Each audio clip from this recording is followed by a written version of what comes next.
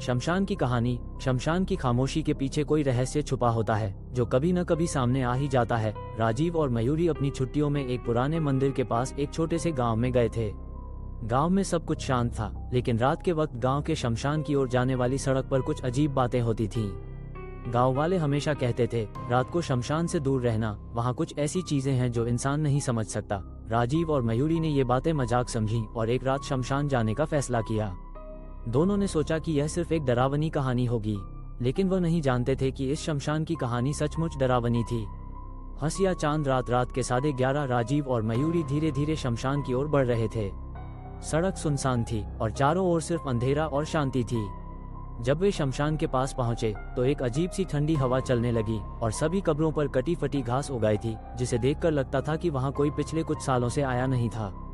मयूरी ने डरते हुए कहा, राजीव, मुझे लगता है कि हम यहाँ नहीं आना चाहिए था। लेकिन राजीव ने हंसते हुए कहा, डरो मत, ये बस गांव वालों की पुरानी कहानियां हैं। लेकिन तभी एक अजीब सी आवाज आई, कौन हो तुम लोग? राजीव और मयूरी दोनों एक साथ मुड़े, लेकिन वहां कोई नहीं था।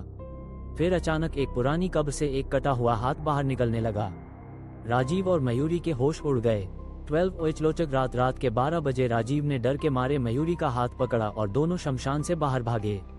लेकिन जैसे ही वे सड़क तक पहुंचे, अचानक सड़क के दोनों ओर खड़ी पेड़ की छायाएं लंबी होने लगी और उनमें से कोई अजीब सा चेहरा दिखने लगा।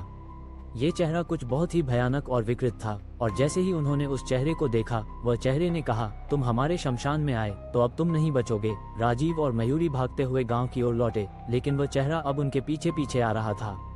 अचानक दोनों ने एक आवाज सुनी, तुम वापस नहीं जा सकते, तुम यहाँ रहोगे। जब उन्होंने मुड़कर देखा तो वह विकृत चेहरा अब सामने था और उसके हाथ में खून से सनी हुई एक दरांती थी।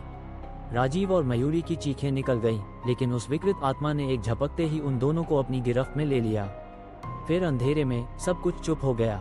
सूर्योदय सुबह के 6 बजे अगली सुबह गांव में लोग शमशान गए और उन्होंने देखा कि राजीव और मयूरी की लाशें वहीं पड़ी थीं, लेकिन उनका चेहरा वह विकृत चेहरा जैसा ही हो गया था। गांव वाले कहते हैं कि वह आत्मा अब भी शमशान में घूमती रहती है और जो भी उस रास्ते से गुजरता है वह उसे अपने साथ खींच ले जाती है। कहा जाता है कि शमशान की कहानी कभी खत्म नहीं होती, क्योंकि वहां की आत्माएं हर नए आने वाले को अपनी जगह में शामिल कर लेती हैं।